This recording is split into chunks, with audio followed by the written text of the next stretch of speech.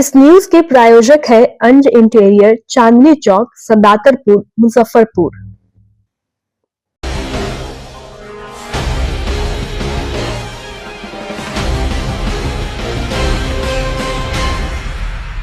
नमस्कार, स्वागत है आपका डे न्यूज में और दिन भर की तमाम अहम खबरों के साथ मैं हूं आरती सिंह। आगे बढ़ने से पहले आइए नजर डालते हैं आज की खास खबरों पर।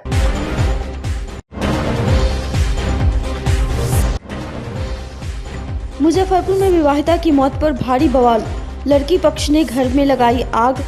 तनाव को देखते हुए पुलिस कर रही है कैंप।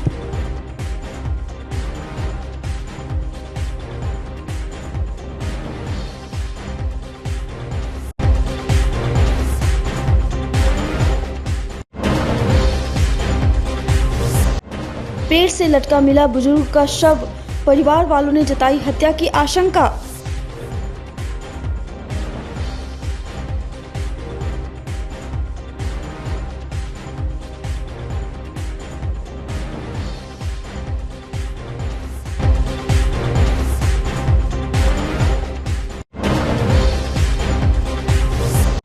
और भारत गौरव यात्रा के तहत रेलवे कराएगी ज्योतिर्लिंग दर्शन। विशेष छूट के साथ यात्रियों को दी जा रही है विशेष सुविधा।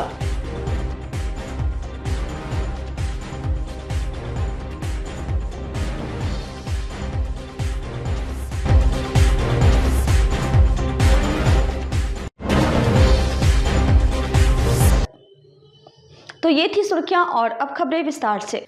मुजफ्फरपुर में देर रात एक विवाहिता की संदिग्ध स्थिति में मौत के बाद भारी बवाल हो गया।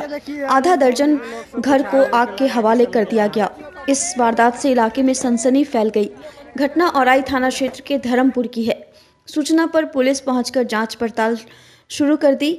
घटना के बारे में बताया जा रहा है कि सुशील की शादी हथौड़ी थाना क्षेत्र के महुली गाँव में रूपा से हुई थी। दोनों पारिवारिक जीवन में खुशहाल थे, लेकिन संतान न होने का गम सताता रहता था।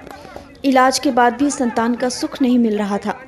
लोगों के ताने सुनकर परेशान रहती थी।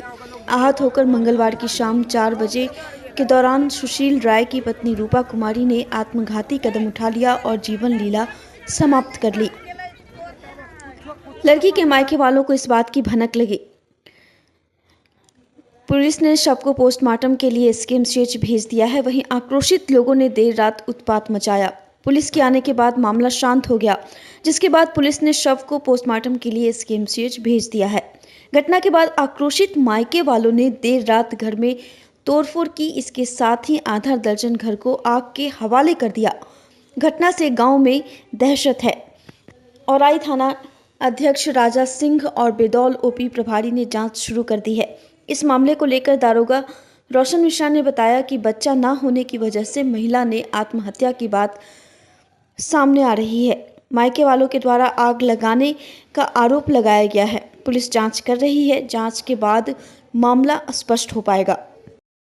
का यही मिला, हम कहीं बाहर गए हुए थे। शाम को 5 बजे हम घर पहुंचा तो मालूम हुआ जो छोटन राय को पत्नी सुशील का छोटन राय का पुत्र सुशील का पत्नी जो क्या कहता है फांसी लगाकर आत्महत्या कर लिया। इसके बाद हम लोगों ने आए और उनको घर वाले को फोन किया था। उनको परिजन लोग आए 50-60 आदमी, और उनके जब प्लान बना के ही आए थे जो हम हुआ कुछ करेंगे। प्लान बनाने के बाद उन लोगों ने 50-60 आदमी आए, अपना सामान के साथ आए, पिस्टन के साथ आए। सब लोग ड्रिंक किए हुए थे और ड्रिंक करने के बाद यहाँ आए। गाड़ी भारी बोले, गांव में घूम घाम के बहुत तरह की बात किए। उसके बाद आए घर को पहले तोड़ फाड़ किए, यहाँ आए, पेट्रोल छीटे, और ये सारे देख सकते हैं, आपको कैमरा के द्वारा दिखा रहा है, ये सारे को फूंक दिया गया और जितना भी सामान था वो लूटपाट लिया गया। घर का ही गहना जेवर पैसा और जितना ही सामान था, और यहाँ 6 भैंस था वो भी खोल कर ले गया। और देख सकते हैं जितना ही सामान है उसको तहस नहस कर दिया गया। परिजन लोग 50 से 60 थे और उनका यही मानसिकता लेकर आए हुए थे। जो यही है तो जेवर था और खटिया चौकी बिछावन जितना था, अन्न पानी जितना था, सबको मेरा जल गया। जल गया के बाद में और 6 भैंस था, मैं सारा के खोल के ले गया। और चापाकल में तोड़ कर बिक दिया अलग। क्या घटना घटित हुई थी आपके घर में? घटना घटी अपने को अति हो गया था। क्या? ये फसीला गुजर गई थी। कौन? मेरा पुतहू। अच्छा, काहेला मर गए? मर गया जो अपना सास पुतों में तोता मैना हुआ, इसके लिए अपना मर गया। वो बहुत रफ लड़की थी, बार बार झंझट करती थी। 6 महीना पहले से कहती थी कि हम मर जाएंगे मर जाएंगे मर जाएंगे। बच्चा उच्चा था उनके? बच्चा बुच्चा नहीं था। नहीं हो रहा था? नहीं था। फांसी लगा ली? फांसी लगा लिया। और कितने बजे घटना घटित हुआ? 3 बजे 4 बजे। अच्छा, बेटा कहाँ रहता है? बेटा बंगलौर रहता है। क्या करता है? वो यही मामला को काम करता है। वो ये बताइए तो। 3 साल पहले शादी हुआ था, उसको दिया पुता नहीं हो रहा था, इसीलिए बोला कि वो दिया पुता नहीं होगा, इसको मार दो, दूसरा शादी करूंगी। बच्चा नहीं होने के कारण ऐसा बच्चा कौन ऐसा बात बोलता था? सास नाना से सासू नाम छोटा राय, सुशील राय। पति का क्या नाम है? सुशील राय। सुशील राय। और सतना माता था। सासू के नाम छोटन राय और ननद के नाम सुनीता देवी। क्या बजे रात की घटना हुई है? कल दिन के घटना है। 12 कहाँ पर शादी हुई थी? कौन थाना क्षेत्र में है? और आपका लड़की घर कहाँ था? महुली। कौन थाना क्षेत्र है? क्या नाम है लड़की? क्या उम्र रहेगी? सास ससुर क्या बार बार बोलते थे उनको? धिया पुता न हो, धिया पुता न होता, एक मार के दूसरा शादी कर दे। रामपुर गांव में एक सुशील राय है, उनकी पत्नी रूपा कुमारी है, जिसकी शादी 2022 में हुई थी। और उसका जो है क्या बोलते हैं, मतलब सब बच्चा उच्चा नहीं हो रहा था। तो अभी जो मतलब सूचना प्राप्त हुई है लोगों के द्वारा, तो इसी के कारण उसके द्वारा बताया जा रहा है लोगों के द्वारा कि आत्महत्या कर ली गई है। और कल करीब 5 बजे की घटना है, जिसके बाद सूचना दिया गया पुलिस को और हम लोग आए थे। उसका इंक्वेस्ट बना के उसको SKMCH के लिए भेजा जा रहा था। उसके बाद रात्रि में करीब 10 बजे के आसपास ही लोग द्वारा बताया गया कि उसके जो मायके वाले थे वो आके इसके घर उर में आग वगैरह लगा दी है। तो जिसका जांच किए हैं, फिलहाल देखा जा रहा है। वैसे वो लोग पुलिस के साथ क्या बोलते हैं, अमनौर चौक तक गई हुई थी। उसके बाद पता नहीं क्या किया नहीं किया, यहाँ आए तो देखे ये लोग के द्वारा जैसे बताया जा रहा है कि घर में तोड़फोड़ भी किया है और आग वगैरह भी लगा दिया है। कितना घर में जाँच का विषय नहीं, एक दरवाजे हैं इनके, वहाँ पे भूसा उसा रहता था, वहाँ पे लगाया है। और जो यहाँ पे प्रॉपर इनका घर है, इसमें कुछ तोड़फोड़ की गई है। मुजफ्फरपुर के सरैया थाना क्षेत्र के सिमरी गोपनाथपुर गांव में बुधवार की सुबह एक बुजुर्ग का शव पेड़ से लटका मिला, जिसके बाद पूरे इलाके में सनसनी फैल गई। स्थानीय लोगों ने जब यह दृश्य देखा तो मौके पर भारी भीड़ जमा हो गई और घटना को लेकर अलग अलग तरह की चर्चा होने लगी। मृतक की पहचान 50 वर्षीय रघुनाथ सहनी के रूप में की गई है, जो भोला सहनी के पुत्र थे। परिजनों का आरोप है कि रघुनाथ सहनी की हत्या कर शव को पेड़ से लटकाया गया है ताकि इसे आत्महत्या का रूप दिया जा सके। ग्रामीणों ने भी संदेह जताया है कि मामला संदिग्ध है और पुलिस को इस पहलू से भी जांच करनी चाहिए। घटना की सूचना मिलते ही सरैया थाने की पुलिस मौके पर पहुंची और शव को अपने कब्जे में लेकर जांच शुरू कर दी। सरैया के थानाध्यक्ष गरिमा ने बताया कि मामले की हर एंगल से जांच की जा रही है और पोस्टमार्टम रिपोर्ट आने के बाद स्थिति स्पष्ट होगी। फिलहाल पुलिस परिजनों और स्थानीय लोगों से पूछताछ कर रही है और आसपास के इलाके में सुराग तलाशने में जुटी है। आप लोग को पता चला? हम लोग को घटना का सुबह अभी जो हुआ, हम लोग का घर दूर है यहाँ से, ग्राम से, यहाँ से भाई लोग खबर किया है जो ऐसा ऐसा घटना हुआ। उस स्तर पर हम लोग फिर वहाँ से आए हैं यहाँ जहाँ पर इनका घटना हुआ वहाँ पर। और इनका जो है कल बेटी को बोले जे बाबू, बोली जे पापा तेल नहीं है, तो बोला तेल ले आए। अब बोले जे ठीक है तुम खाना बनाओ, तो बोले कहाँ जाए छा, तो कहले जे ना से अवैले से तू बना के रखा था। इतने में गए, उसके बाद ही नहीं आया, 7 साढ़े 7 बजे तक नहीं आए। खोज भी नहीं किया? खोजबीन अब कौन करेगा कि बेटी है उनका, हम लोग का तो घर दूर में है। आपका घर यहाँ से? हमारा घर यहाँ से लगभग मतलब लक्ष्मीपुर का निकल यहाँ परदार है कि वहाँ घर? वहाँ घर है। बहुत आज से 35 साल पहले से हम लोग सिर्फ यहाँ पे हमारा 2 एगो परदार है, मतलब एगो चाचा, एगो वकील सनी की वाइफ, एक रघुनाथ सनी, 2 आदमी, बाकी सब आदमी हम लोग बाहर रहते हैं, वहीं पर लक्ष्मीपुर में रहते हैं। तो यहाँ मतलब ये जगह जो है यहाँ पहले भी हत्या हुआ? हाँ, पहले आज से 5 दिन पहले विकास सनी का हत्या हुआ, उनके बगल में ही। हाँ, वो भी मेरा भाई चचेरा, और ये तो चचेरा चच्चे है। मैंने परिवार में 2 आदमी का हत्या? 2 आदमी का। हमारे घर में बराबर टारगेट किया जा रहा है। क्या मांग है? मांग यही है जो इस पे सही जांच हमको चाहिए, और हत्यारा का जो है कि हमको फांसी होना चाहिए। क्या लग रहा है कि हत्या करके टांगा गया है? जी, हत्या करके ही टांगा गया है। उस तरह से हत्या हमने नहीं देखा कभी।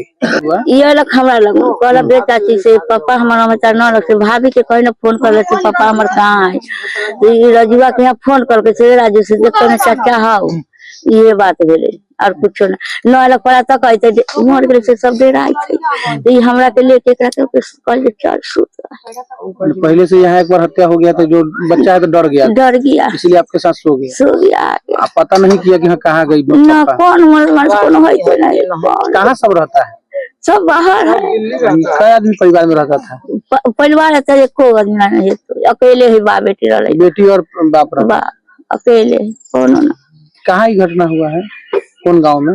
शिवरी गोपनाथपुर है। जहाँ पहले हत्या हुआ था वो ही परिवार, वही परिवार के लोग? वही परिवार के। घटनाक्रम के बारे में सीक्वेंस ये था कि 6:55 के आसपास कॉल आया था हमारे पास कि पेड़ से लटका हुआ एक शव मिला है। सीन ऑफ क्राइम पे आने के बाद पता चला कि जो विक्टिम है वो रघुनाथ सैनी है, गांव शेरी गोपीनाथपुर के निवासी थे, और शव मिला था लटका हुआ, और एफएसएल टीम को बुला लिया गया। हत्या आत्महत्या की गुत्थी की क्या बात चाह रहे सामने? ये वाला जो कंक्लूजन है वो एफएसएल टीम के इन्वेस्टिगेशन के बाद ही पता चल पाएगा। राष्ट्रीय लीची अनुसंधान केंद्र मुजफ्फरपुर में बुधवार को किसान वैज्ञानिक संवाद कार्यक्रम का आयोजन किया गया। इस कार्यक्रम में मुजफ्फरपुर, सीतामढ़ी, समस्तीपुर और वैशाली जिलों से कुल 160 किसानों ने भाग लिया। कार्यक्रम की शुरुआत में केंद्र के निदेशक डॉक्टर विकास दास ने स्वागत भाषण दिया और लीची उत्पादन में किसानों की भूमिका को महत्वपूर्ण बताते हुए कहा कि लीची में किसी भी प्रकार का छिड़काव तुड़ाई से 15 दिन पूर्व करना चाहिए ताकि गुणवत्तापूर्ण फल प्राप्त हो सके। किसानों ने इस अवसर पर अपने व्यावहारिक अनुभवों और चुनौतियों को वैज्ञानिकों के साथ साझा किया। वर्तमान समय में लीची के बागों में मंजर आने की प्रक्रिया प्रारंभ हो चुकी है, जिसे ध्यान में रखते हुए विशेषज्ञों ने किसानों को आवश्यक कृषि क्रियाओं की विस्तृत जानकारी प्रदान की। केंद्र के प्रधान वैज्ञानिक डॉक्टर विनोद कुमार ने लीची में स्टिंग बग की समस्या और उसके प्रबंधन पर विस्तार से चर्चा की। उन्होंने किसानों को स्टिंग बग से ग्रसित टहनियों की पहचान कराई और प्रभावित टहनियों को समय रहते हटाने एवं नष्ट करने की सलाह दी। साथ ही उन्होंने स्टिंग बग के प्रभावी रोकथाम उपायों के बारे में बताया, जिससे किसानों को लीची उत्पादन में होने वाले नुकसान को कम करने में मदद मिलेगी। मौके पर केंद्र के वरिष्ठ वैज्ञानिकों में doctor Abhay Kumar, doctor Prabhat Kumar, engineer Ankit Kumar, वरिष्ठ तकनीकी सहायक उपज्ञा शाह, प्रोजेक्ट असिस्टेंट श्याम पंडित मौजूद थे। अभी किसान के लिए उपयुक्त समय पर अनुसंधान केंद्र द्वारा सही दिशा निर्देश दिया गया। हमारे जो भी किसान भाई समय पर नहीं कर पाए हैं वो इस मीटिंग के बाद इसे समझ करके फिर उसमें निदान करेंगे, ताकि वातावरण से जो भी प्रभाव पड़ता है किसान के फसल पर उसकी नुकसान कम होगी, अच्छा फसल मिलेगा। क्या क्या कुछ कीड़ों से बचाव को लेकर भी कैसे नुकसान पहुंचाता है लीची फसल को, तो उसको लेकर भी बताया गया? तो हाँ, अभी क्या है, हमारे मुजफ्फरपुर की लीची सबसे ज़्यादा फेमस है और मुजफ्फरपुर में कीड़ा आ गया है, उसका प्रकोप हो रहा है।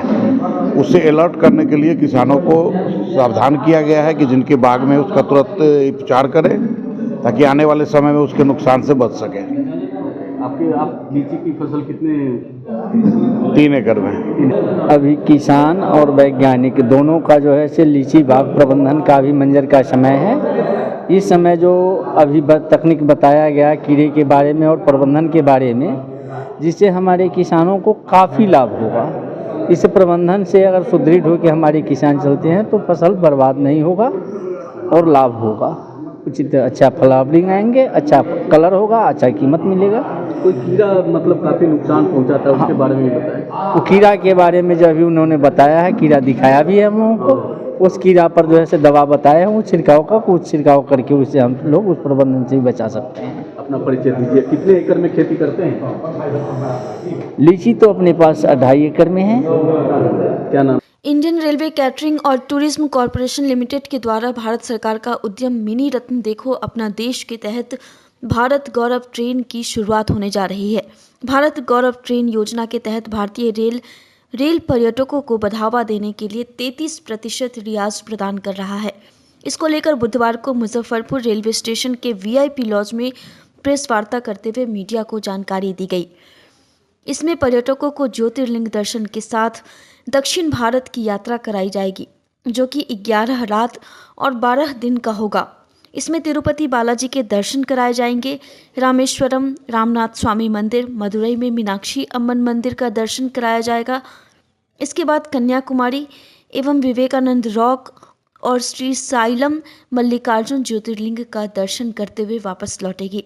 यह पर्यटक यात्रा की शुरुआत 27 मार्च 2025 से शुरू होगी, जो 7 अप्रैल 2025 को समाप्त होगी। इसके लिए यात्री को इकोनॉमी क्लास के लिए, जिसमें स्लीपर से यात्रा हो सकती है, पर पर्सन 22,520 रुपये देना होगा। वहीं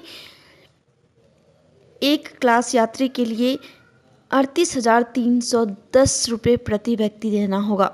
ग्रुप के साथ रजिस्ट्रेशन करने पर विशेष छूट भी दी जा रही है।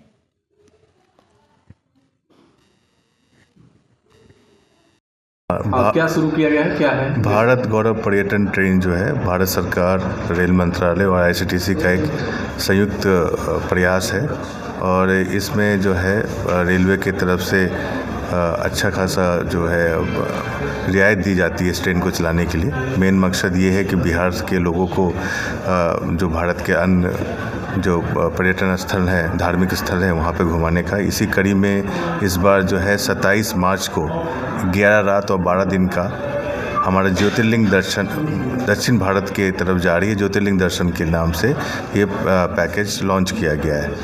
ये 27 मार्च को बेतिया से चलेगी।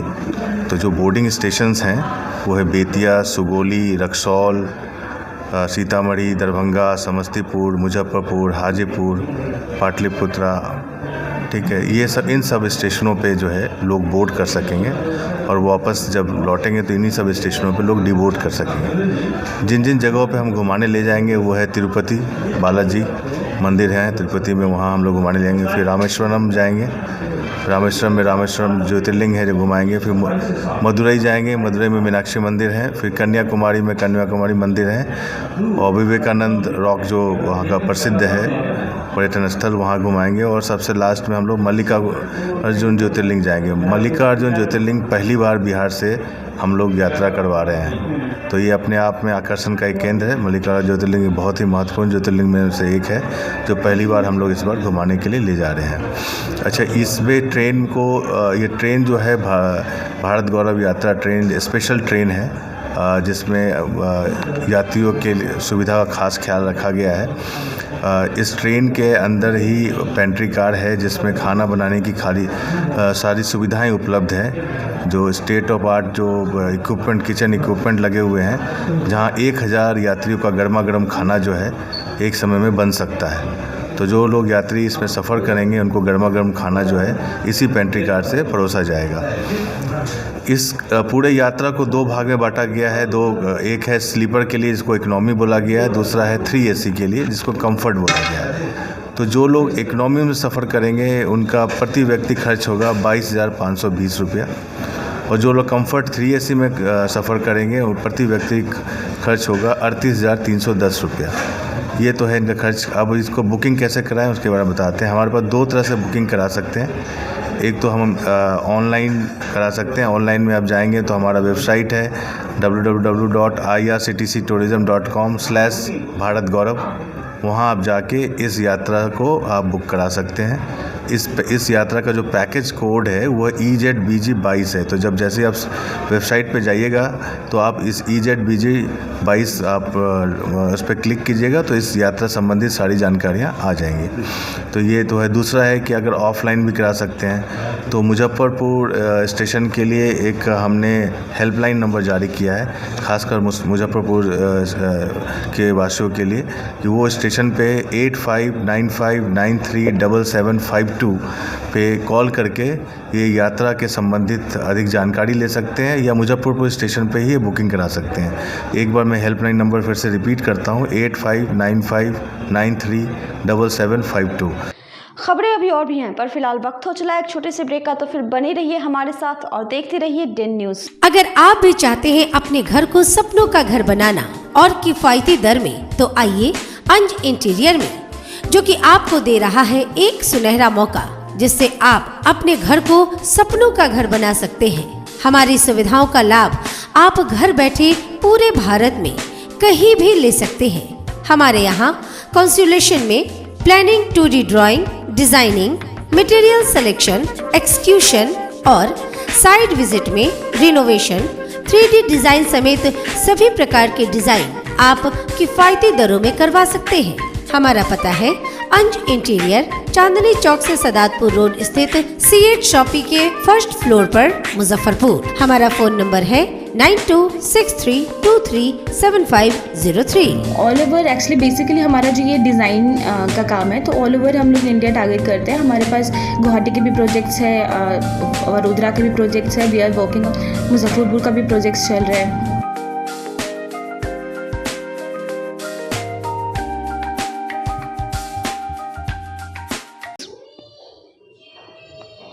ब्रेक के बाद एक बार फिर आपका स्वागत है डेन न्यूज में, और अब बढ़ते हैं अगली खबर की ओर। बिहार विधानसभा में नेता प्रतिपक्ष तेजस्वी यादव ने चुनाव आयोग की विश्वसनीयता पर संदेह व्यक्त किया है। उन्होंने आरोप लगाया कि आयोग विपक्षी दलों की बात नहीं सुनता और बीजेपी के चीयर लीडर की तरह काम करता है। तेजस्वी ने 2020 बिहार विधानसभा चुनाव में गड़बड़ी की भी बात कही है। इस पर भाजपा ने कड़ा ऐतराज जताया है।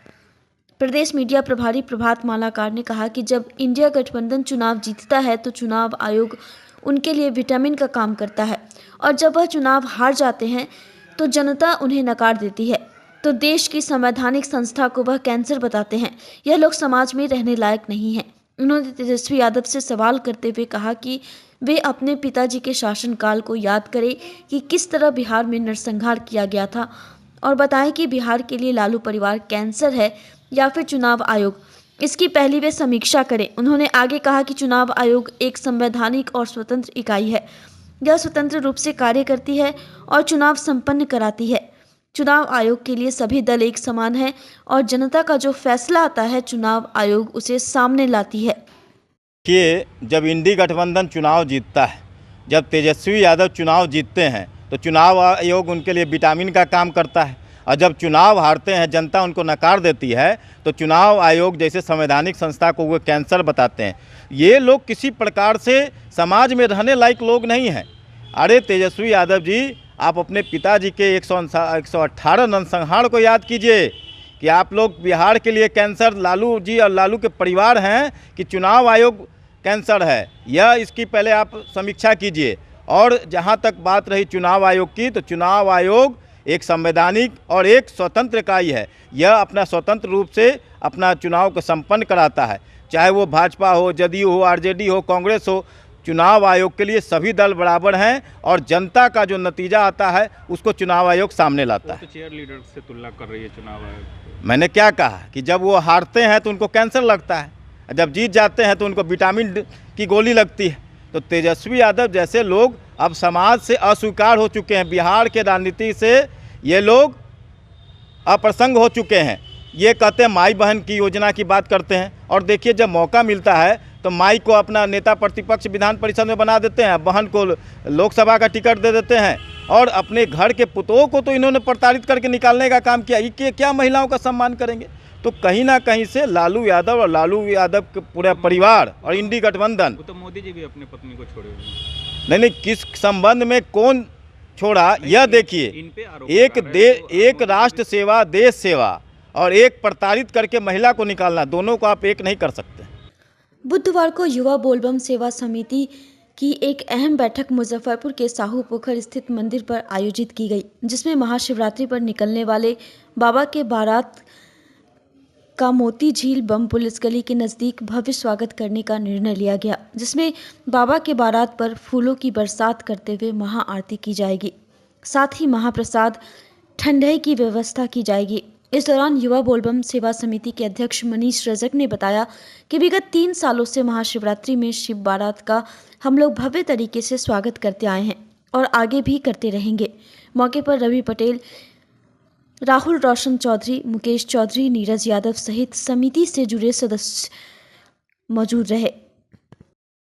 हम लोग आज युवा बोलबम सेवा समिति की ओर से हम लोग जो पिछले 3 वर्षों से लगातार बम पुलिस गली के पास महाशिवरात्रि में जो शिव भक्तों की सेवा में करते आ रहे हैं, वही उसी के लेके हम लोग आज मीटिंग रखे हैं और सेवा में इस बार जो अधिक से अधिक हो सके हम लोग प्रयास करते हैं। क्या कुछ वितरण किया जाएगा श्रद्धालुओं के बीच? भक्तों के बीच युवा बोलबम सेवा समिति की ओर से ठंडाई रहेगा और फल रहेगा और पुष्प का महाआरती किया जाएगा। कितने सदस्य लगभग रहेंगे इस कार्यक्रम में आपके? इस कार्यक्रम में वही 150 के आसपास में रहेंगे। 150 सदस्य रहेंगे। छत्रपति शिवाजी महाराज की 394वीं जयंती वर्षगांठ के अवसर पर विश्व सनातन सेना, अंतर्राष्ट्रीय सनातन हिंदू वाहिनी व सनातन सेवा दल के संयुक्त तत्वावधान में जयंती महोत्सव का आयोजन मुजफ्फरपुर के मिठनपुरा पानी टंकी चौक स्थित सरदार पटेल चिल्ड्रंस पार्क में किया गया, जिसकी अध्यक्षता भाजपा के वरिष्ठ नेता रविंद्र प्रसाद सिंह, संचालन सनातन हिंदू वाहिनी के केंद्रीय अध्यक्ष आचार्य चंद्रकिशोर पाराशर ने एवं धन्यवाद ज्ञापन विश्व सनातन सेना के तिरहुत संभाग प्रभारी अनिल कुमार ने किया। कार्यक्रम का शुभारंभ राष्ट्रगीत वंदे मातरम के सामूहिक गान से हुआ। तत्पश्चात अतिथियों एवं आगंतुकों द्वारा शिवाजी की आदमकद प्रतिमा पर पुष्पांजलि की गई। वैभव मिश्रा ने कहा कि हमारी नई पीढ़ी जब तक शिवाजी के चरित्र को नहीं अपनाएगी, तब तक सनातन पर आक्रमण होता रहेगा। सनातन हिंदू वाहिनी के केंद्रीय अध्यक्ष आचार्य चंद्रकिशोर पाराशर ने कहा कि देश के सनातन समाज को एकजुट होकर भारत को हिंदू राष्ट्र बनाने की दिशा में समर्पित भाव से अभियान चलाना चाहिए, तभी शिवाजी की तरह हम हिंदू तख्तशाही की स्थापना इस देश में कर सकते हैं। मौके पर भाजपा के पूर्व प्रदेश अध्यक्ष रविंद्र प्रसाद सिंह, अरुण कुमार शर्मा, राजेश कुमार, हरिकिशोर सिंह सहित सैकड़ों लोग मौजूद थे। वीर छत्रपति शिवाजी महाराज का जयंती है और इस जयंती के शुभ अवसर पर आज विभिन्न संगठनों एवं हिंदूवादी कार्यकर्ता अनिल भाई के माध्यम से आज पानी टंकी चौक पर जयंती उनकी शिवाजी की जयंती मनाई जा रही है, छत्रपति शिवाजी की। इसी अवसर पर आज हम सभी लोग एकत्रित हुए हैं। मैं आपके न्यूज़ चैनल के माध्यम से एक चीज़ कहना चाहूँगा। वीर शिवाजी महाराज जो थे वो स्वराज का सपना देखे थे और स्वराज स्थापित करने के लिए निकले थे। आज हमें ऐसा लगता है कि कहीं ना कहीं वो स्वराज हम लोग से छीन हो गया। कारण क्या है कि अभी कुछ रोज़ पहले जमुई ज़िले में शिवानी पांडे करके एक हिंदूवादी कार्यकर्ता है और वो हनुमान चालीसा का पाठ करने कुछ साथियों के साथ एक गांव में गई थी और उसको मुझे सूचना मिली है कि कल देर रात उसे गिरफ्तार कर लिया गया। उसको पुलिस ने 4 थाना की पुलिस रात में जाकर उसके घर पर छापामारी करके गिरफ्तार कर लेती है और वहाँ के माननीय एसएसपी महोदय का यह बयान आता है कि इन लोगों ने बिना प्रशासन को जानकारी दिए हनुमान चालीसा का आयोजन कर दिया, पाठ करने का आयोजन कर दिया और बिना जानकारी दिए मुस्लिम बहुल इलाका से ये लोग गुजरने लगे। अब गाड़ी से बैठ के गुजरने, अब वो जुलूस तो नहीं था या फिर गाड़ी की रैलियाँ तो नहीं थी, वो तो गुजर रहे थे, उन पे ऊपर पथराव किया गया। इसके बावजूद उस बच्ची को गिरफ्तार कर लिया जाता है। मैं आप सभी दर्शकों, आपके चैनल के मैं सभी हिंदू भाइयों से पूछना चाहूँगा, क्या आज शिवाजी की जयंती है, आज हम सभी लोग यहाँ हर्षोल्लास से हम सभी हिंदू भाई बहनें मिल के हम मना रहे हैं, लेकिन हृदय पे हाथ रख के बता दीजिए, क्या हमको पूजा पाठ करने में भी आपत्ति है किसी को? क्या उसके लिए हम अगर कहीं पे अपने गांव में अपने घर पे हनुमान चालीसा का पाठ कर रहे हैं तो उसके लिए हमको प्रशासन से अनुमति लेने की आवश्यकता पड़ेगी क्या हम अगर किसी मुस्लिम बहुल इलाका से गुजर रहे तो हमारे ऊपर पथराव करना जायज़ है क्या? हमारे ऊपर एक छोटी सी बच्ची को घेर के 200-300 उपद्रवियों ने, आतंकवादियों ने मिलकर उसके ऊपर पथराव किया और सोशल मीडिया पे देख रहे हैं कि उसके ऊपर आपत्तिजनक टिप्पणी कर रहे हैं। अगर हिम्मत है तो सामने से फरियाए ना, हम लोग उनसे फरियाने के तैयार हैं। वो 15 मिनट कहते हैं, वो हमें 5 सेकंड दे दें, नाश्ता बूथ कर देंगे। ये हिंदुस्तान हिंदुओं का है और हमें अपने हिंदुस्तान में हिंदू देवी देवताओं का पूजा पाठ करने से, अगर हम किसी रास्ते से जाते हैं उस रास्ते से नहीं जाएं। कह रहे हैं बहुसंख्यक रहते हैं यहाँ से मत निकलिए, यहाँ अल्पसंख्यक रहते हैं यहाँ से नहीं निकलिए। प्रशासन को मुझे बताना पड़ेगा कि मैं यहाँ से गुजरने वाला हूँ, मुझे सुरक्षा दी जाए। ये कौन बात हुई भाई? हम अगर गुजर रहे हैं, जा रहे हैं, हिंदूवादी कार्यकर्ता हैं तो हमारे ऊपर पथराव किया जाएगा।